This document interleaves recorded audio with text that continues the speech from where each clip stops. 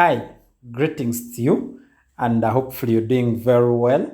I want to welcome you to HBMS TV Talking Health. And today's sharing, we are going to be discussing about hemorrhoids, or what we call piles. I send greetings to our sponsors, that is the Visionaries International, then Mitiana Institute of Nursing and Midwifery. Thank you very much for making sure that such programs can keep running. So basically, we are going to be discussing about hemorrhoids, stroke piles, and the hemorrhoids are just clusters or a group of enlarged veins as a result of straining during bowel movement. We have the internal, we have the external, and all these are types. And more importantly, when we talk about the internal, they tend to congest at times, and they eventually prolapse out due to internal pressure. Basically, that is what we know about hemorrhoids. And more importantly, we need to look at the classification of internal hemorrhoids. We have grade 1, grade 2, grade 3, and grade 4. But more importantly, the degree of prolapse is the one that matters. Grade 1 do not prolapse. Grade 2, they prolapse on straining and they reduce spontaneously. Then when we talk about grade 3, these ones on straining, but they can be reduced manually, and the 4th degree permanently prolapse and cannot be reduced.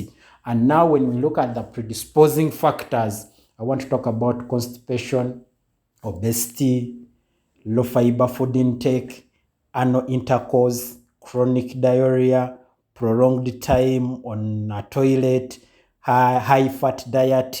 There are very many things. Talk about aging, hereditary factors, increased abdominal pressure, as in ascites, even in pregnancy and childbirth. There are very many things that predispose us to that. And when we look at the signs and symptoms, you can talk about bright red blood, rectal blood. Then you can even talk about blood in the stool, blood on the toilet paper, swelling around the anus, anal mucus discharge, pain on passing stool, anal irritation. You can even talk about perianal anal irritation, then the perianal itching, fear to empty the bowel. There are very many signs. Burning sensation, you feel bad where you're seated. And now when we look at the non-pharmacological management of hemorrhoids, you need to avoid constipation, then do not strain on defecation, avoid prolonged sitting on a toilet, increase high fiber intake, increase fluid intake, at least 6 to 8 glasses of water a day. You need to clean with soap. The Muslims, I love this. You take care of yourselves. But there are very many things. If there is an infection, you need to opt for treatment. And now the general health education. You need to understand the importance of a healthy diet, regular exercises, rectal hygiene, then avoiding prolonged sitting on a toilet, no straining on defecation, not to defer the urge of passing stool, correct any cases of anemia.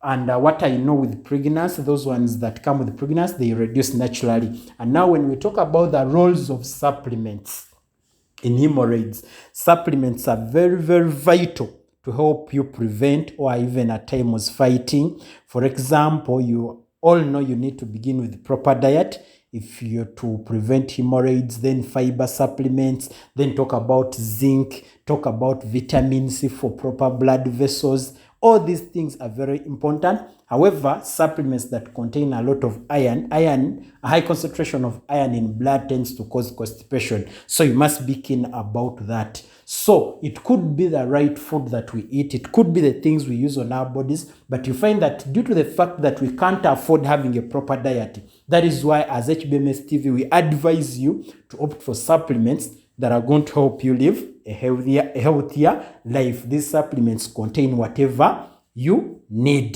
to live a healthier life and then fight hemorrhoids. And more importantly, we will give you a few recommendations here and there. For example, the choledis, omega-3 fish oil combined with vitamin E plus DHA, the Living alkaline decaffeinated coffee. You can talk about complete phytoenergizer, Angel E, Restore Life, and anyone who is out there and you need to know that dosage, you just need to talk to the person who could have shared with you this link, or you contact us at HBMS TV and we will be in position to guide you accordingly. But not forgetting, let me tell you this, very many people out there are suffering. So when do you need to see a doctor in cases of what you could call hemorrhoids and they are not hemorrhoids.